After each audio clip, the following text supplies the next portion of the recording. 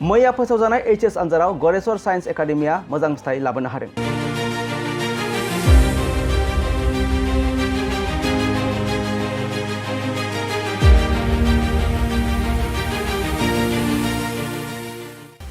बे खेबाव सा 15 फरायसाफोरा डिस्टिंक्शन, सा 70 फरायसाफोरा स्टार आरो सा 108 फरायसाफोरा फर्स्ट डिभिजन मोननो हादों।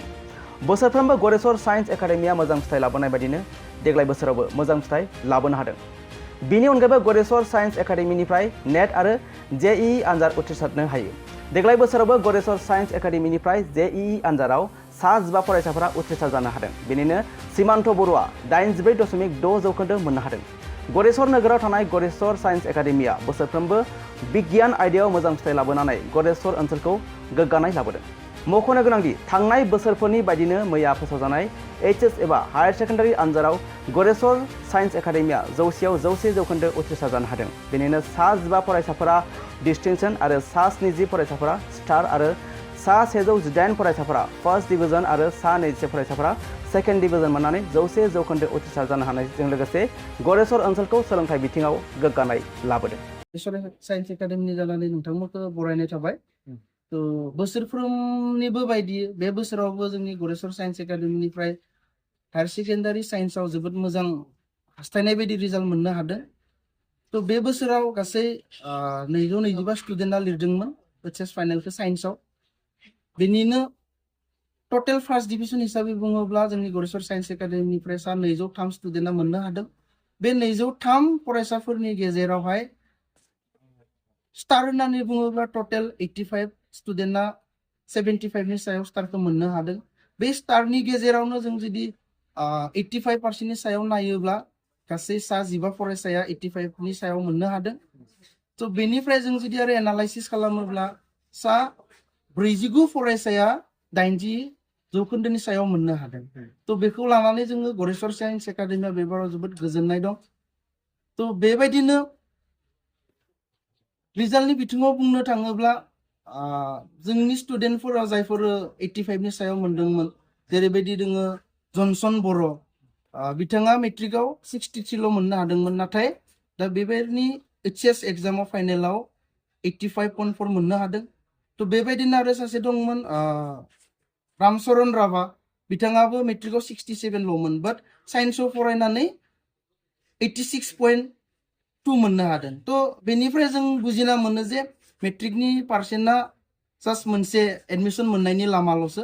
तो जुदि नाजानाय थायोब्ला, नांथाबनाय थायोब्ला निश्चय साक्सेसखौ एचिभ खालामनो हागोन। बेनि थाखायनो आङो गरेस्वर साइन्स एकाडेमि जानानै जोंनि फोरोंगुरु, गार्जेन, फरायसा, मेनेजमेन्ट आरो वेल विचार्स गासैखौबो गरेस्वर साइन्स एकाडेमि जानानै साबायखर जासियो। मा बुङो बिदिनो नट अनलि HS नि रिजाल्ट, बोसोरफ्रोमावबो जोंनिफ्राय इन्जिनियारिं बा मेडिकेलाव एडमिशन मोननो हायो। बे बोसोरावबो रिसेन्टलि JEE नि रिजाल्ट होनानै थांबाय। बेयावबो सा 15 फरायसाया एडभान्सनि थाखाय क्वालिफाइड जादों। बेनि मादाव सासे मख'नो गोनां स्टुडेन्ट महरिपारानि सीमान्त बर' 94.6% मोननो हादों उइदाउट कचिं। स' जों आसा खालामदों जाहाथे एडभान्सआ क्रेक जानानै IIT आव बा गोजौ थाखोआव एडमिशन मोननो हायो। गरेस्वर साइन्स एकाडेमिनिफ्राय सा 225 स्टुडेन्टआ एग्जामखौ लिरदोंमोन। बेनिनो गासैबो पासखौनो जादों होनना बुंनो हायो। सासे स्टुडेन्ट एसे हेल्थ इस्युनि थाखाय थालांबाय। तो थेवब्लाबो अभारअल रिजाल्ट हिसाबै बहुत मोजां फैबाय थानाय जों बोसोरफ्रोमबो मोजांनिख्रुइ मोजां खालामनो नाजालांगासिनो, जायनि जाउनाव बेबाराव जों बे एचिभमेन्टखौ मोननो हादों। जों बेयावनो जोबथानानै थाया, बोसोरफ्रोमबो जों बेनिख्रुइ आरो बेनिख्रुइ बांसिन साबसिन रिजाल्ट दिहुननो हागोन होननानै मिजिंथियो आरो बेनि थाखाय जोङो खामानि मावलांगोन। जोबोद मोजां मोनदों। आं मेट्रिकआव 82% मोननो हादोंमोन। बेनि उनाव साइन्स एकाडेमियाव फैनानै दा आंनि पार्सेन्टेजआ बहुत बारायदों, 89.4% मोननो हादों। बहुत गोजोननाय। नैबे समाव सोरखौ जेथु नैबे साइन्स एकाडेमिनि टिचारफोरखौनो साबायखर बावनो सानदों। सारमोना गाइड मोजां गाइड होयो, नट्सफोरखौबो बहुत मोजां होयो। सारमोनखौनो थेंक इउ। मेडिकेल लाइनाव फरायनो सानदों। मेडिकेल लाइनाव फरायनोबा एन्ट्रेन्स होनो गोनां जायो। एन्ट्रेन्सनि थाखाय मा कर्स लादों नोंलाय?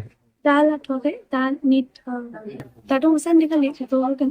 बेनि उनाव कचिं लानोबो हादों